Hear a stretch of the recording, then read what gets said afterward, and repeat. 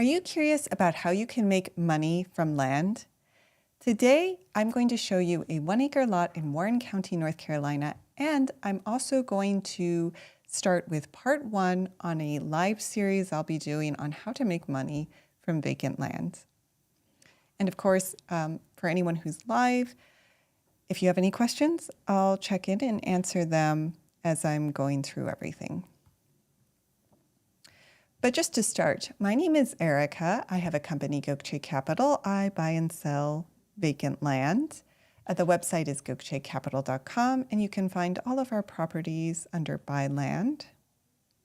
And here you'll see a map with all of our available properties.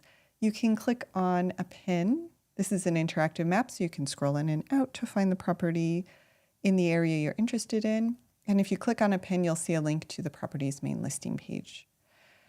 If you scroll down, you'll also see all of our properties with a little more information on every lot.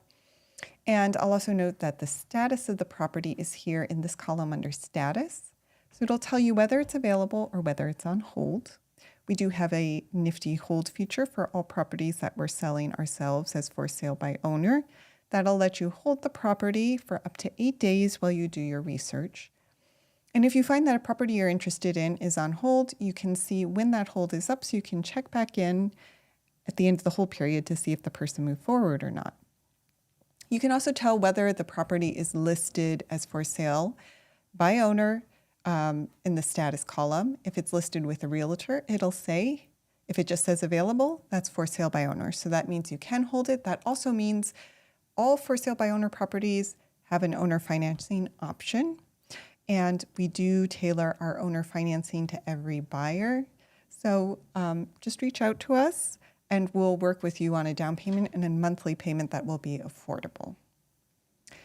So the first part of the segment, again, is a quick update on activity. And we did have some interest in our North Carolina properties. A couple of them have gone up on hold, including one in Warren County, which is why today I would like to highlight as our deal of the day our 1-acre property in Warren County, which is number 734. And shortly I'll give you a special coupon code you can use for a little discount on this property just till the end of today for anyone who's watching the live stream. All right. So this is 1 acre in Warren County, and it's not strictly speaking waterfront, but very close to the water in a waterfront community off of Lake Gaston. And this is northern North Carolina. You can see we're very close to the border with Virginia. So this is in a kind of high-end, well-kept community on the water. Listing updates, okay. I'll keep that in mind. Right, we're very close to water. A lot of these waterfront properties are worth over $1 million according to Zillow. So this is a high-end area. You have maintained roads, well-kept community, close access to the water. Our current price is $34,995 plus the dock fee. And again, we do offer owner financing, so we can tailor those terms to make the property affordable for you. And when you go to our listing page, you will see we have some drone footage of the property, so you can see what it looks like and get a sense of the area. The other thing I'll note is that this property is in Harbor Landing. Again, this is kind of like a high-end waterfront community. So they keep things in good shape. They maintain the roads, and the annual dues are only $835. Right, so that is our deal of the day. And like I said, we do offer a special discount for anyone who is watching the live stream. Today's is $200 off property in North Carolina, because we're highlighting a North Carolina property today. The code, I'm putting it in the chat. It's good until midnight, but it's live NC 200. That's live NC 200 for $200 off any North Carolina property. And I will note that if you want to hold the property, you can hold it today and put in that code and you'll still get $200 off. All right. So moving forward, I thought I would do a series on how to make money from vacant land. We do have a little gift at the end of the live stream related to this.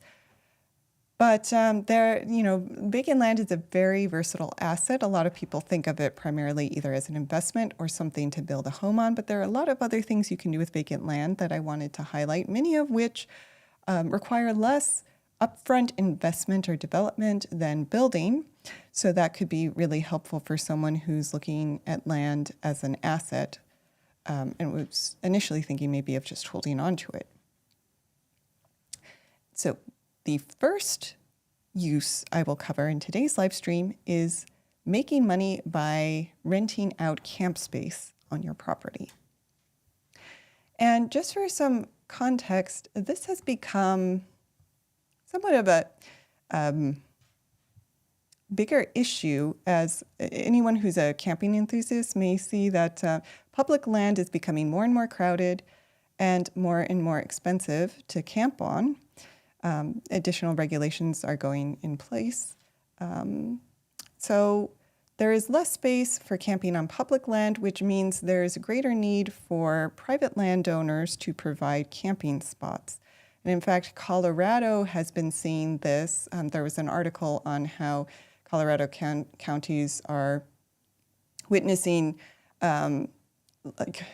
crowding in their public campsites, and so they're trying to incentivize private landowners to allow public camping on their land. And they're doing this by decreasing regulations, so making it easier to get permits to set up a campsite on private land and open that up to the public. And so this was a highlight in Colorado, but I am sure that more areas will be following this trend. The other thing that has happened recently is that sites like Hipcamp have made it much easier to open up your land for private camping. So Hipcamp, if you haven't heard of it, is a bit like the Airbnb of camping. There are other sites. I'm not affiliated with them. We're not getting, I'm not being paid by them to advertise. They're just one of the most popular sites, but there are other sites like The Dirt that do the same thing. Tenter may still be around, but there are a couple options that you can use that make it much easier to rent out your land for camping. And the big thing that a site like this offers is an insurance policy, which is going to be the biggest issue you would have with something like renting a space out for camping. Is you want to make sure that you do have insurance and you're covered. So if you're not going through a site like this, you'll want to shop around for your own insurance policy to make sure that you are protected in case something happens to someone who is camping on your land. Now, there are a few big questions that someone might be asking if they're thinking about renting out their land for camping. The primary big one would be, how much can you actually earn? So it's not going to be as much as with Airbnb, but you can have pretty reasonable rates for what is a fairly simple setup. So if we go to Hipcamp's main site, you can look at some of the listings here, but you're seeing a range anywhere from like $15 a night to $85 a night. I think, maybe somewhere around $35 a night might be a kind of average you could think about. The amount that you can charge is going to vary depending on how much investment you want to put into the land. So whether you're simply just putting raw land out there for someone who has a tent to come and pitch their tent, or whether you're going to do something like some of these other people have done, where you're setting up an actual kind of glamping experience for potential campers, and that will change how much you can charge. So All right, so my team's asking some questions. What do you need for the campsite? I started to get into this, but it's really sort of up to you. Some people, like I said, literally just put their raw land out there for someone to come pitch a tent. Other people actually build out glamping sites. Another option is to set up like an RV parking spot where you can have some basic hookups. That, of course, would cost more because you'd need to bring in at least electricity often for something like that. But there are different degrees of development that you can put into your campsite. The more you do, the more you can charge, of course. And again, so do you need to provide anything? That's also flexible and up to you. You'll charge more. The more you provide, the more you can charge. So another question is, if you have a glamping, yeah, so I'm going to get into zoning and permits as well. But if people leave trash on the property, will the insurance cover it? I don't believe so. I think this is more like liability insurance. So that is something to keep in mind, is you might need to budget for someone going out and cleaning up the site, doing some basic cleanup on a regular basis. Because as we can imagine, not everyone who's going to be camping on your lot will be the best steward of the land. So, do you need to provide a cesspool? LOL. Well, as we covered yesterday, a cesspool wouldn't be allowed, but it probably would be a good idea to think about how people are going to handle waste, because otherwise you might have some unpleasant surprises on your land as well. So that's why some people like to go with RV campground, so that they know that the waste management is sort of contained within the camper's RV. But a lot of people don't really provide anything. So, that's up to you as well. But, it might be, if you want to do this long term, it might be worth considering putting in like a simple sort of porta potty type system, or you could get in a septic and set up like a small bathroom area. Of course, this gets into permits. So as I mentioned, Colorado recently streamlined, Chaffee County in Colorado and other Colorado counties have been working on streamlining their permitting process. So to start with, before you do consider this at all, you do need to look into zoning, because believe it or not, some counties will not allow a private campground at all, even if you're not doing any development. That's what this article was about, how counties are trying to revamp those ordinances. But so the first question you'll want to ask is, does zoning even allow private camping on the property? You probably will need, even if you're not doing any development, you probably will need at least a permit to do that.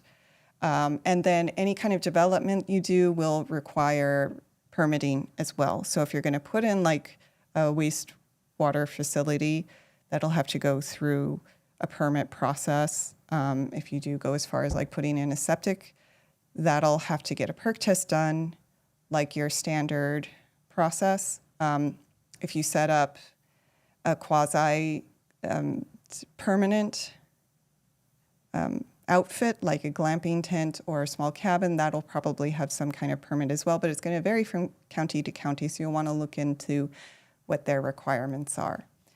And we can also look at Hipcamp in a little more detail about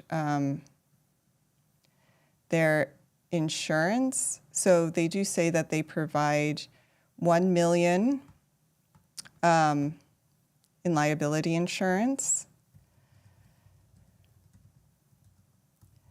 And their actual cut, if you give me a second, I got to find where they talk about their insurance. I lost it. I went away from it. It is general liability coverage of up to $1 million. There's an aggregate limit of usually about $2 million per year. And here we go. It's important to note that even to list, you do have to have property insurance in place. So you could get your own commercial insurance policy, or you could be covered under theirs. And they do have some qualifications to be covered by their insurance policy. So this is important. You can't have been convicted of a felony. You can't have any homeowners or renters liability claims against you in the past 3 years. And there are only certain areas where their insurance covers. So the United States, Australia, Canada, UK, France, and US territories is covered under their United States policy. So it's going to cover both the hosts. It covers both Hipcamp and the host. It does not replace a homeowner's policy. If we're talking about vacant land, that's a little bit irrelevant, but if you did have a structure you were renting out, that's important to note. And it is designed to provide liability protection that is not typically afforded by a homeowner's policy. It's actually provided at no additional charge for all bookings processed on the Hipcamp platform.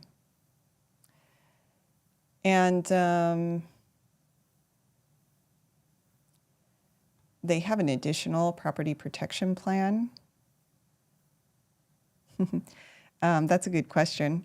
I'll go back to our properties in a second because I know you're asking about the insurance coverage. They also have a property protection plan which provides reimbursement for up to $10,000 in damages. So this gets to the question of like what happens if someone trashes the land. So here it is. This is a separate protection plan if the camper damages property during the stay. Not all damage is covered, they say. And campers actually do say under the terms of use that they're responsible to pay for any property damage. But in the event of a dispute, this kind of plan could come into place. And it is also at no additional charge. But it doesn't cover certain things. So it does not cover damage or loss to animals, trees, vehicles that were in motion when they were damaged. So, just before you go on Hipcamp, it's important to understand all of this.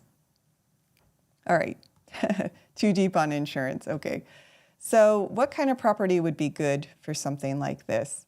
I think pretty much any kind of rural land where zoning would allow. Private camping would apply, but we do have, if the property's in an HOA, you probably cannot do something like this. That's an important thing to note. But like, for example, we have some New Mexico properties that are not in an HOA, like this one in Valencia County. That's in a nice rural area with views of the mountains. Could be for someone who's maybe a little more adventurous. It could be a nice, very out-of-the-way campground. But we do also, like in rural North Carolina, it could work as well, again, as long as you're not in an HOA or you're not in an HOA with a lot of restrictions and the local zoning allows for it. Okay, so I think I already went too deep on this, but it is an interesting way to think about making money without having to do all the development or property management that you would have to do with Airbnb. And yes, my team's also pointing out that we do have an Oregon property where you could likely do a setup like this as well. This is another rural property just outside of a national forest, so a pretty rural area where someone may very well want to park an RV or do some glamping or just, regular tent camping and be close to many outdoor amenities. All right. So this is part one. I'll be covering in future live streams other ways that you can make money from vacant land. As I pointed out, or as I mentioned earlier, we do have a little gift for anyone who's watching the live stream. The link to this will be both in the description and in the pinned comment, along with a link to our main listing page. But this is a free guide with 17 simple ways to generate income from land, all of which don't require building a home. So the link to that, again, is in the description and in the pinned comment, along with our link to the main listing page. And as I said earlier, for anyone who's watching the live stream, for our North Carolina properties, there is a discount valid until midnight tonight for $200 off. That's Live NC 200. So thank you to everyone who joined.